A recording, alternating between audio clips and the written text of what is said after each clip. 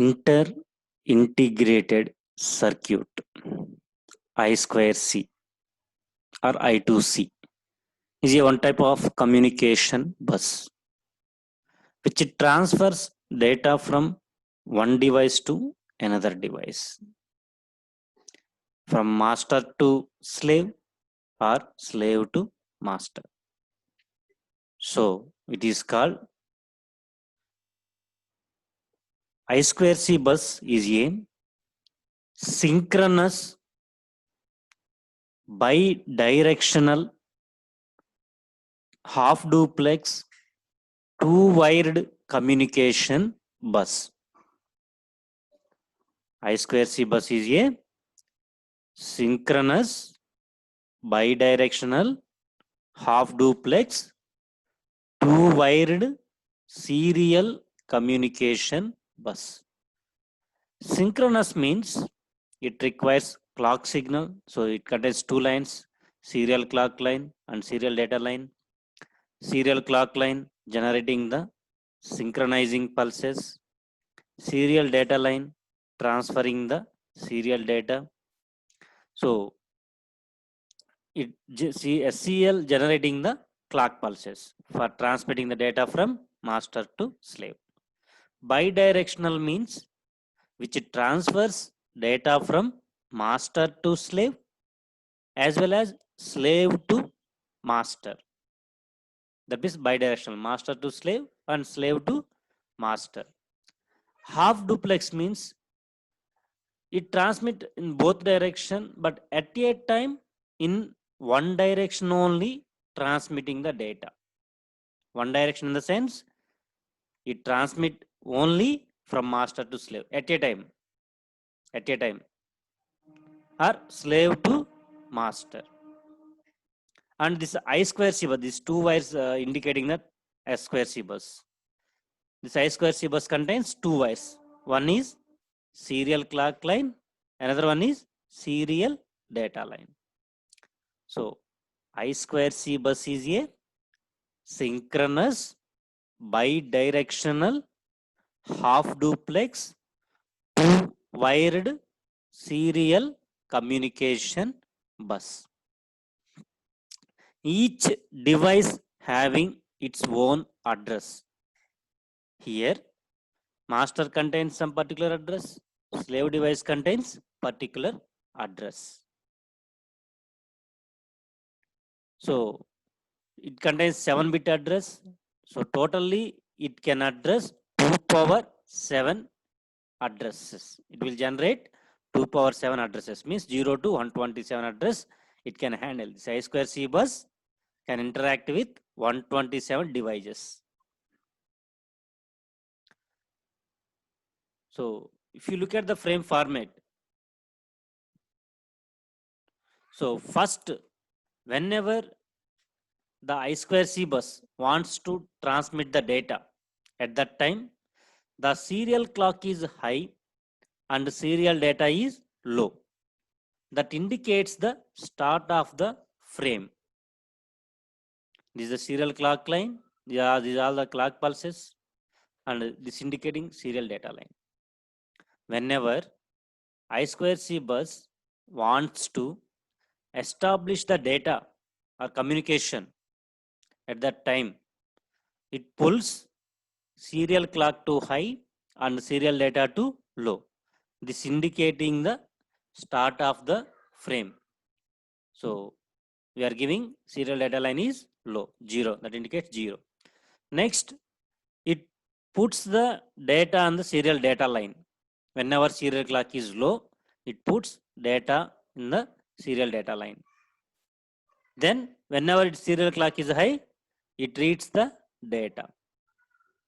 Like that, it sends 7-bit slave address onto the serial data line. The master sends 7-bit slave address into the serial data line. Then next bit that indicating the read operation or write operation. 1 means it performing read operation. 0 means it performing write operation. If master wants to read the data from the slave devices, at that time its value is 1. Then it is waiting for the data acknowledgement bit, that value is 0 here. Then slave sends the 8-bit data bits D0 to D7, totally 8 bits. It sends 8-bit data. Then after receiving the data, the master sends the acknowledgement bit. I received the data. After receiving the data, master sends the acknowledgement bit. Then for end of the frame, the serial clock is high and serial data line is also high. That indicating the stop the frame. Like that, I2C bus sends the data frames from one master to slave devices. So I2C bus is a synchronous, bidirectional, half duplex, two-wired serial communication bus. It contains serial clock line for generating the synchronizing pulses. It contains the serial data line transferring the serial data. Next, whenever master wants to send the data, at that time the master sends a start condition by pulling the serial data line to low while serial clock is high.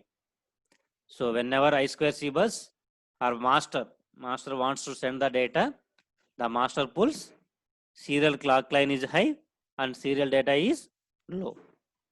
Then master starts the clock and puts the first bit of the address on the serial data line after serial clock has gone low. The value on the serial data line is valid after serial clock has gone high and is read by all slaves on the bus. Whatever the device is connected, every slave device which will check with the data coming on the data line and compare its slave address. If it matches, it sends the acknowledgement bit. I received the data or address. The last two steps are repeated. Means master puts the address bit of the slave onto the serial data line. In the serial clock is low and serial clock is high, it reads the data like that. So totally 7 bits address of the slave will be sent on the serial data line. The final bit of the first byte specifies the direction for the rest of the transfer. Here it is read or write bit is 1. So this bit value is 1 indicates it performs read operation. That means the master wishes to read data from the slave devices. The 9th bit is the acknowledgement bit, which is low and is sent by the slave that recognizes its address. Whenever slave compare its address with the address on the data line, if it is matches, it sends the acknowledgement bit. The master must check that a slave acknowledges the address and abort the transfer if the low bit is missing. After receiving the acknowledgement, it accepts that one, otherwise transmission will be ended. The next 8 clock cycles are used to transmit the 8-bit data from the slave to the master, because here we are selecting read operation. So slave needs to send the data to the master. So slave send the data on the serial data line to the master. The master continues to provide the clock. The 9th bit would normally be an acknowledgement bit, which signals to the slave that the master has received the sufficient data. After reading the data by the master sends the acknowledgement bit, means I received the data. So there is a final cycle of the clock to set up the stop signal. So after completion of data transfer, the master stop the frame by pulling the serial data line to high while serial clock is high. Master pulls the serial clock is high and serial data to the high, that indicating the stop of the data. Like that, I2C bus transmitting the data from master to slave as well as slave to master. And I2C bus is operated with different baud rates or data rates. First, it is available with 100 kbps baud rate, that is called standard mode. It is operated in 100 kbps, that is in the standard mode. 400 kbps means it is operated in fast mode. So if you want to operate it with 1 Mbps baud rate, we need to select fast mode plus.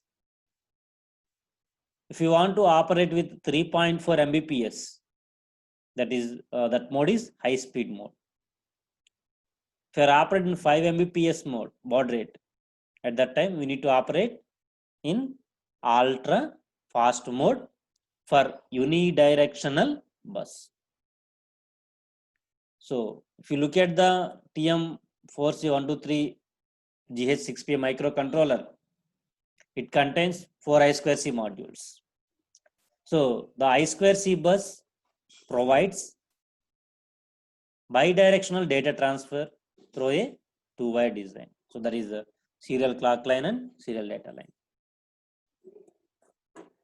This I2C bus interfaces to external I2 devices such as serial memories, networking devices, additional hardware circuits.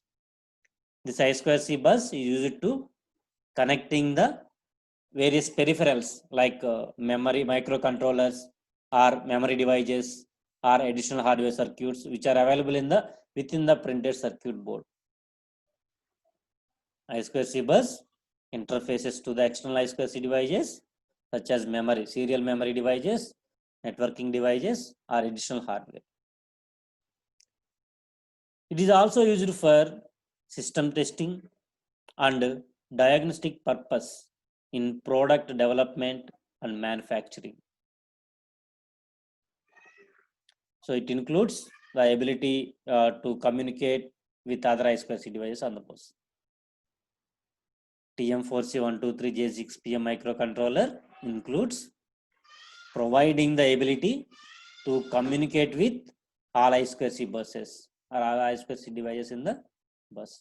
That means both transmitting and receiving. So this I2C bus contains microcontroller. The TM4C123GH6PM microcontroller includes 4 I2C modules with the following features. First, devices on the I2C bus can be designated as either a master or slave. The device acts as a master or slave. It supports both transmitting and receiving data as either a master or slave.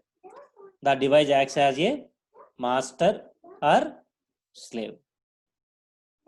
It supports simultaneous master and slave operations.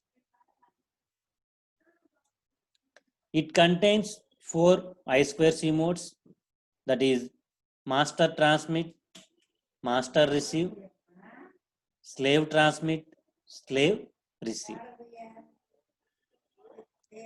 It contains 4 transmission speeds, that is standard mode, which provides 100 kbps baud rate, fast mode 400 kbps baud rate,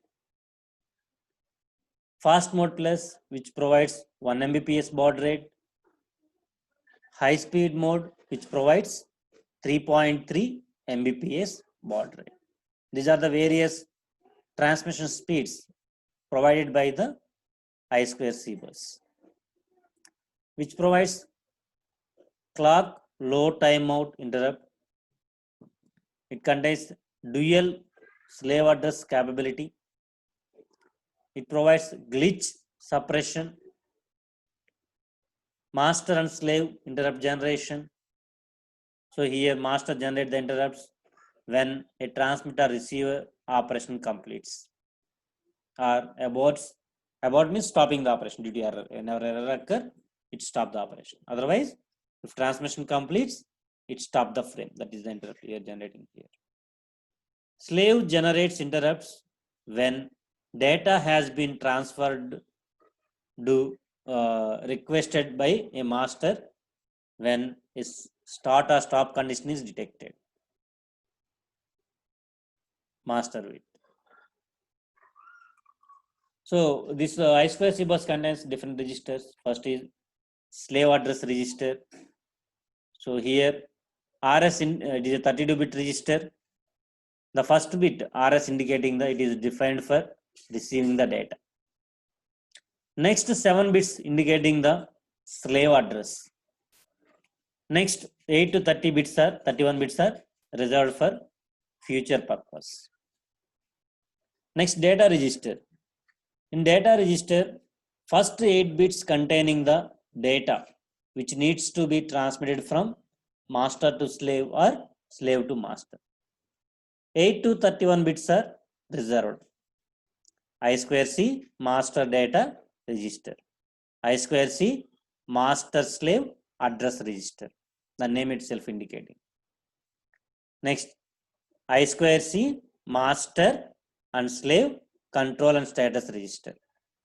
I2C master control and slave register. So it contains various registers here. See here the bits indicating the run bit indicating that is in a running mode or stop mode. One indicating that is in running mode. Enable the master. Start means starting the operation. If it is 1, that indicating the start of the frame. Here stop bit is 1 means stopping the operation. Acknowledgement bits, if it is 1, that giving the acknowledgement status indication. Next, if you want to operate in high speed mode, that high speed will be enable. That is 3.3 Mbps mode. Whenever it is transmitting the data, it is in busy mode. So if any errors detected at that time, the error bit will be 1. Next, whenever it receives the address, it sends the acknowledgement bit. So this bit indicating the address acknowledgement bit. Next, this bit indicating the data acknowledgement bit. Next, arbitration last bit, if it is 1. Whenever I2C bus is an ideal condition, that bit will be 1. When bus transmitting the data, at that time, the bus busy bit will be 1. Next, whenever timeout error occurs, at that time, that clock timeout error will be 1. So like that, based on the requirement and status, operating the positions, that values becomes 1. Otherwise, these values are 0.